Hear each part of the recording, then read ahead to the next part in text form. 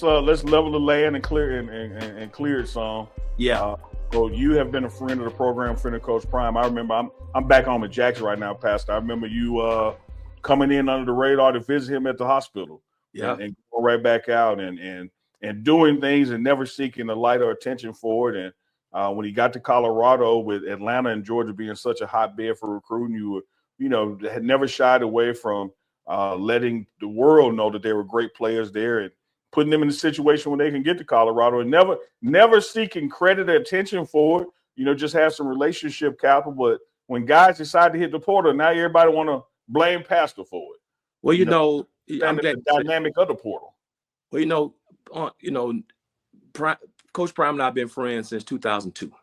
He was in the league then, and that's how far we go back. And then when he had Truth Academy, I probably sent 5-10 kids from Atlanta to Dallas who were in trouble, who were gifted athletes.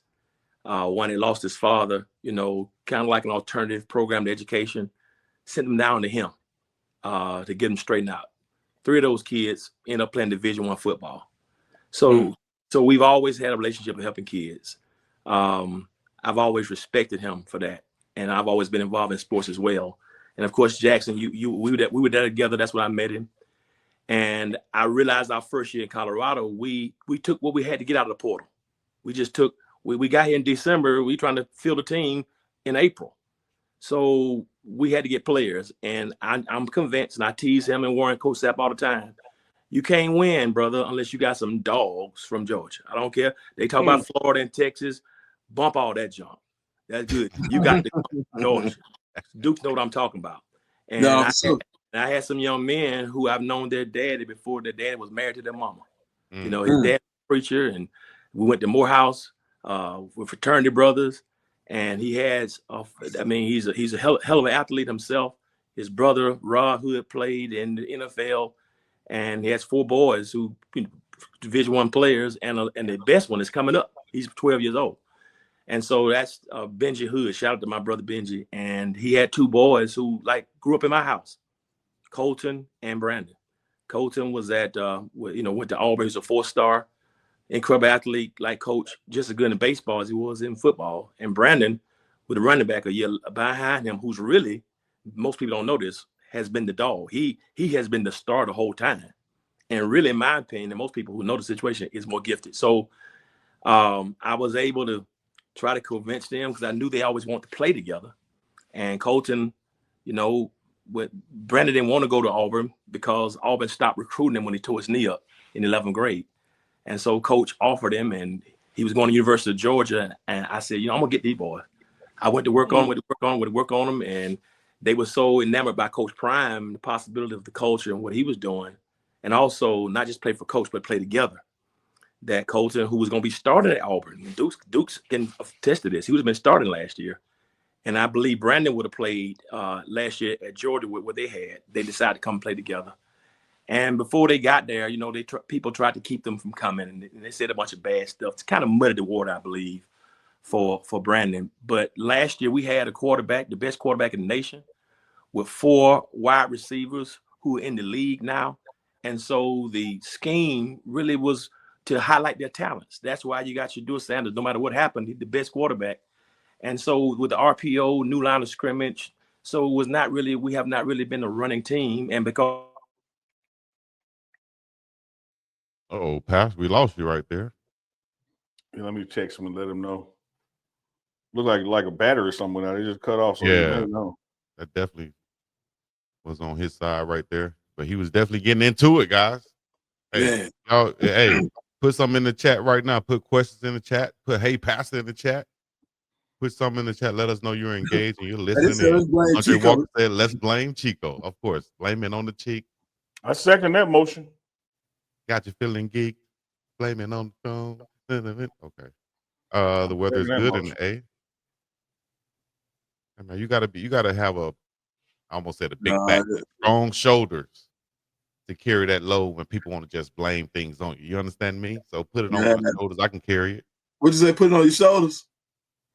That's the same thing he told his barber. Man, that was an alley-oop for Uncle Neil. I was You just did that thing like that. Yeah. Come on now, dog. My bad, Chico. My bad. Unbelievable. I'm Let's bring sorry. Pastor back on to bring some civilization to this. Yeah, so I'm sorry about that. So what happened? Last year, he's a true freshman, the last one to get there, and so he didn't play much. Colton got an opportunity to show some what he can do. But I think what happened in this and so in the spring, Brandon got a chance to show his stuff the last week or so of spring camp and a little bit. But you got a brand new wide receiver coach. I mean, brand new running backs coach. And so who was not here with Brandon, who didn't know Brandon. And so didn't get a chance to really see him do what he need to do. And when coaches come in, new coaches, they know what they want. Really, he didn't get the opportunity to really show himself due to injury. He got a brand new coach. And so as is the portal, we all know this. Our whole team was built from the portal.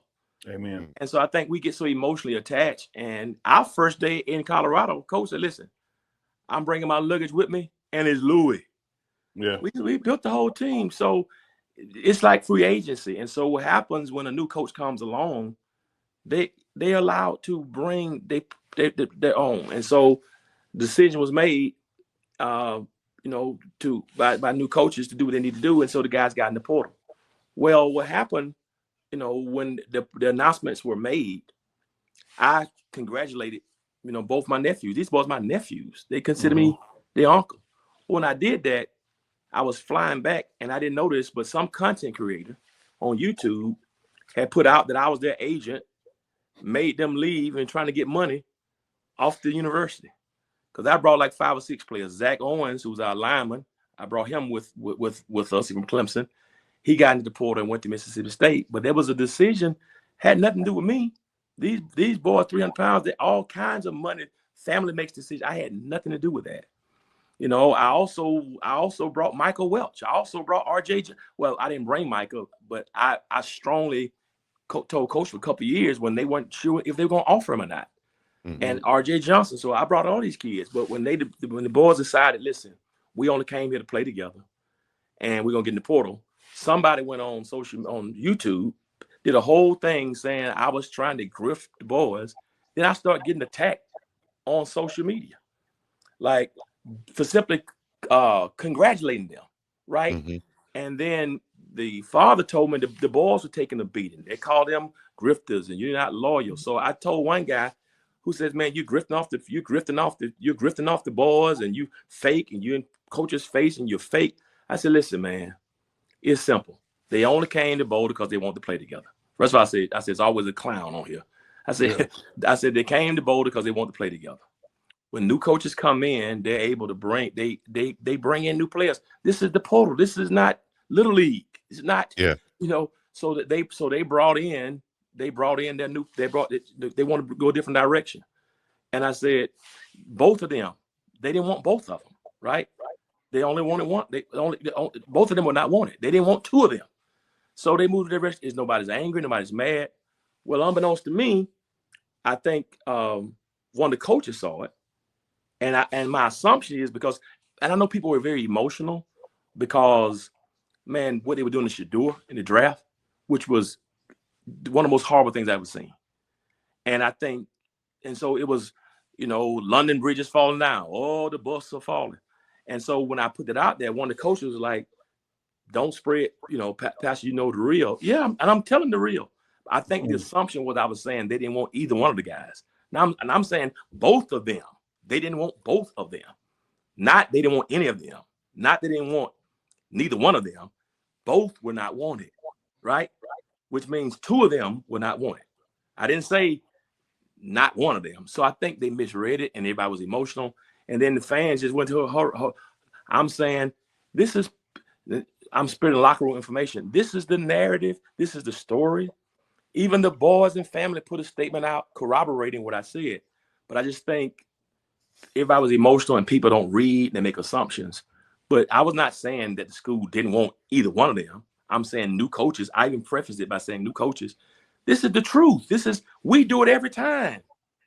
So it's not something, it's like we act like this is participation league. This is football. College football is a business. And every year, every semester, somebody gets in the portal, somebody enters, somebody leaves. It's not because somebody is wrong. It's not because somebody was always done wrong. It's new coaches have the opportunity to bring who they want. And so the guys made a decision, if we're not going to be here together, we don't want to be 2,000 miles away from home by ourselves. We're going to get in the portal and see what happens. So now you got a whole fan base, many of our fans, off lies and assumptions, and because they don't read, thinking that I'm a snake and I'm grifting. Like I got one penny. Man, I love Coach. I love the Buffs at the same. And so it's almost like if a player leaves, they want you to be mad at the player or mad at the institution. Yeah. I'm saying I can love my brother, Coach Prime, support him, agree with him, disagree. He's my brother for life, and nobody's going to hurt him. At the same time, I'm not going to turn my back on my nephews who like blood to me because they made a decision that was best for them. So I can love Coach and the Buffs and still support my nephews. My relationship with them is not based on them being Colorado Buffs. Am I hurt by it? Absolutely. Do I wish we could have been here? Absolutely. Do I believe Brandon Hood and Coach Hood are going to be NFL players? Absolutely. But based on this scenario and how everything worked out, it just didn't work out in this instance. They're going to be fine. They're going to be great. They come from great stock, and the Buffs are going to continue to be great. I don't know why we got to have I think you told me, Neely, why we got to have a villain. I wish it could have worked out differently. I wish, because I know they both can be incredible assets. But I also know people come and go in the portal all the time, and we're going to be all right. And nobody's going to make me choose between the two. I'm not going to choose. I'm not going to choose either the Colorado or choose my nephews. It'll never happen. I'm going to be just as different and just as loving to all of them. And I hope to get a chance to talk to Coach Mathis. I wish he would have reached out so I could, because he know this is what happened. This was just, I'm not lying, but it made me like I was a liar, and this is the truth. I ain't got nothing to lie about. I don't get paid from this. I don't have nothing to lie about.